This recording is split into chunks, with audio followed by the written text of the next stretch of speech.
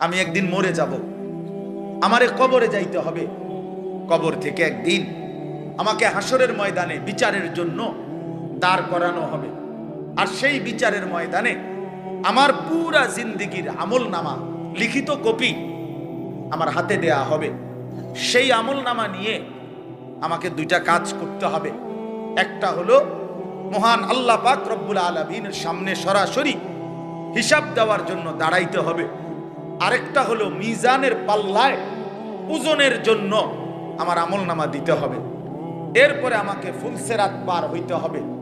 এরপরে আমাকে অনন্তকালের চূড়ান্ত গন্তব্য জান্নাত কিংবা জাহান্নামে পৌঁছতে হবে।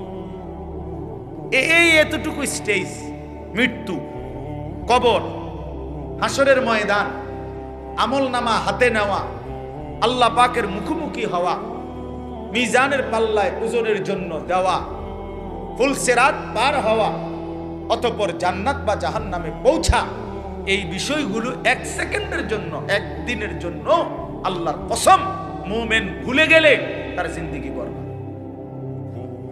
একদিনও ভুলা যাবে না, একদিনও, প্রতিদিন মনে রাখতে হবে।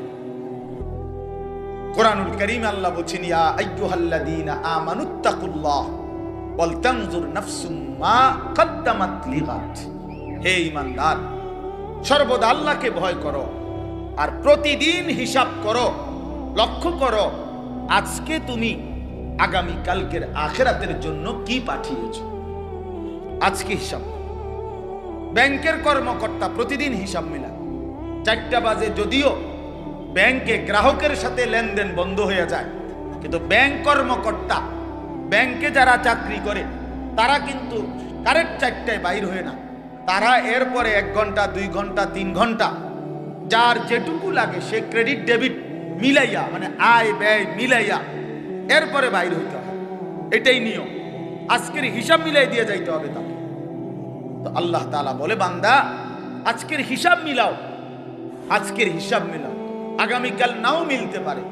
ওমা তাদরি নাফসুম মাজা তাকসিবু গাদান। কেউ জানে না সে আগামীর মুহূর্তে কি করবে। আল্লাহ বলে কেউ জানে না। অতএব আজ মিলাও, আগামীকাল কিয়ামতের জন্য আজ তুমি কি পাঠিয়েছো। ছেলেরা তোমরাও বুঝতে শেখো, নিজেরে ছোট মনে করো না। 16 বছরের একটা বাচ্চা ছেলে, তুমি ছোট না ভাইয়া। 14 বছর ছোট না, 18 বছর ছোট না, তুমি পূর্ণ যুবক। যেদিন থেকে যার গোসল ফরজ হয়, বীর্যপাত হয়, সেদিন থেকেই সে যুবক। সেদিন থেকে প্রতি সেকেন্ড হিসাব, সেদিন থেকে সেকেন্ড হিসাব, প্রতি বিন্দু হিসাব, প্রতি নিঃশ্বাসের হিসাব। অতএব খামখেয়ালি করে মনে করুন আমি এখনো বাচ্চা মানুষ, আমি তো এখনো চাকরি করি না, আমি তো এখনো বিয়েই করি নাই, আমি তো এখনো একেবারেই অল্প বয়সী। না ভাইয়া, তুমি পূর্ণ বয়সী, তুমি পূর্ণ বয়সী। অতএব তুমি নষ্ট হইও না।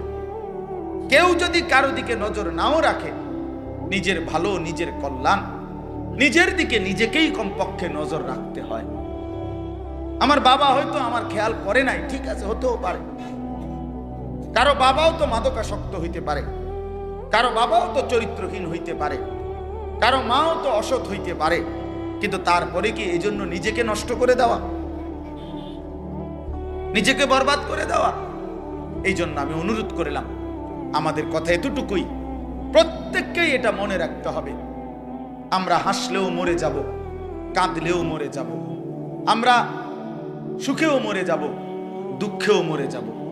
রাজপ্রাসাদের ওই অট্টালিকাতে যে থাকে সেও একদিন মরে যাবে, জীর্ণ কুঠিরে যে থাকে সেও একদিন মরে যাবে।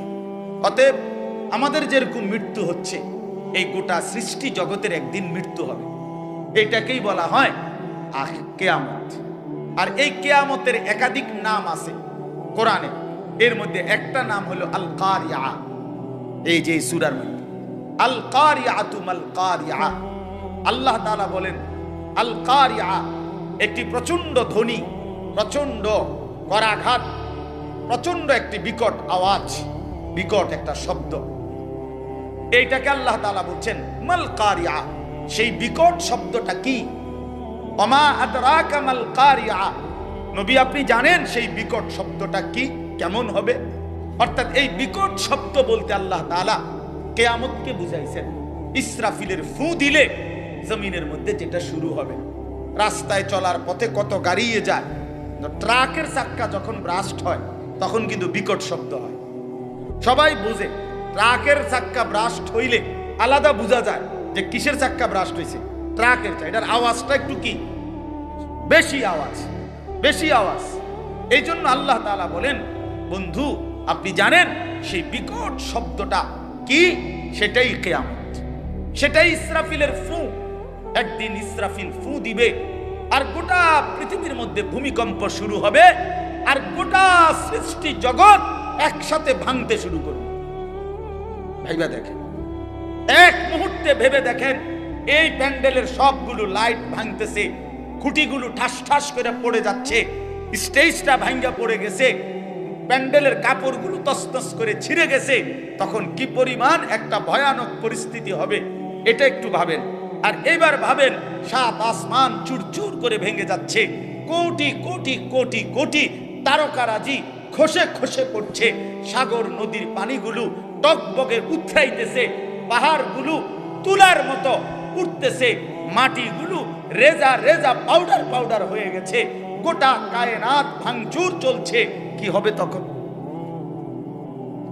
ইযাস সামাউন ফাতারাত ওয়া ইদাল কাওয়াকিবুন তাসারাত ওয়া ইদাল বিহারু ফুজ্জিরাত ইযাস সামাউন শাক্কাত ওয়া আদিনাত লিরাব্বিহা ওয়া হুক্কাত ইযাস শামসু কুফিরাত ওয়া ইদাল কাওয়াকিবুন তাসারাত।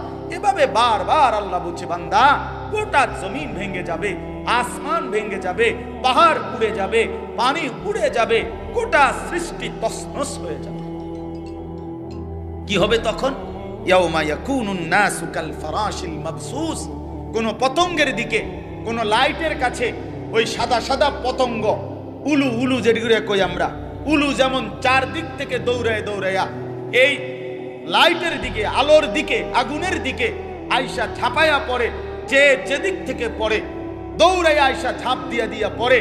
আল্লাহ তাআলা বলে, এই সেদিন ইসরাফিল ফু দিলে, কিয়ামত যখন শুরু হবে, জমিনের ভূমিকম্প শুরু হবে, চারিদিকে যখন ভাঙচুর শুরু হবে, তো কোটি কোটি কোটি মানুষ এরকম বিক্ষিপ্ত পতঙ্গের মতো যে যেদিকে পারে ছুটাছুটি করে দৌড়তে দৌড়তে হাঁফাইয়া গিয়া যে যেখানে পড়ে যাবে সে সেখানেই মরে যাবে। ওয়াতাকুনুল জিবালু কালইহনিল মানফুশ। সবগুলো পাহাড়, উঁচু জায়গা ধুলিত ধুনিত তুলা ধুনাইলে, অর্থাৎ লেফ তোষক বানাইবার আগে তুলারে যেরকম মেশিন দিয়া বা লাঠি দিয়া বাইরে ধুনায়, এগুলারে এইভাবে ধুনিত তুলা যখন উঠতে থাকে, পাহাড়গুলো এভাবে উঠতে থাকবে। আল্লাহ বলেন, এরই মাঝে সব শেষ হয়ে যাবে, ইসরাফিলের ফু শেষ হবে, দ্বিতীয়বার আবার ফু দিবে, হাসরের ময়দান কায়েম হবে। ফাআম্মা মান সাকুলাত মাওয়াজিনুহু। আর সেই হাসরের ময়দানে মিজানের পাল্লায় আমলনামা রাখলে যার নেকি ভারী হবে, গুনাহ হালকা হবে, ফাহুয়া ফি ঈশাতির রাদিয়া। সে সন্তুষ্টিময় জীবন জান্নাতেই বসবাস করবে। ওয়া আম্মা মান খাফফাত মাওয়াজিনুহু।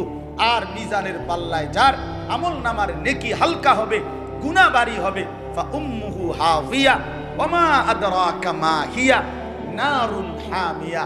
আল্লাহ তাআলা বলেন, তার ঠিকানা হবে নিকৃষ্ট জাহান্নাম, হাবিয়া নামক জাহান্নাম, যেই জাহান্নামে প্রজ্বলিত ধাউ ধাউ করে আগুন জ্বলবে।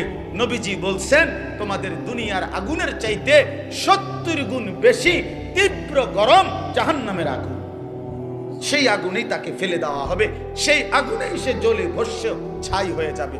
বন্ধু আমার, বাপ আমার, চলেন জিন্দেগি আখেরাতের ফিকির করি। যুবক, আবারও বলি, নামাজ পড়ো, আখলাক ভালো রাখো, চরিত্রহীন হইও না, লম্পট হইও না, নারীর ফান্দে পইরো না, মোবাইলের আসক্ত হইও না।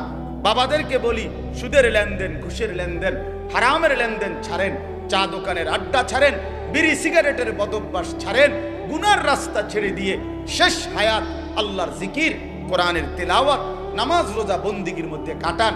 দ্বীনকে ভালোবাসেন, মসজিদকে ভালোবাসেন, মাদ্রাসাকে ভালোবাসেন, কোরআনকে ভালোবাসেন, তালেবে ইলম উলামায়ে কেরামের সাথেই আজীবন সম্পর্ক রাখেন। আল্লাহ আপনাদেরকে তৌফিক দেন, কবুল করেন। আমিন। সুবহানাল্লাহি ওয়া বিহামদিহি। সুবহানাকাল্লাহুম্মা ওয়া বিহামদিকা আশহাদু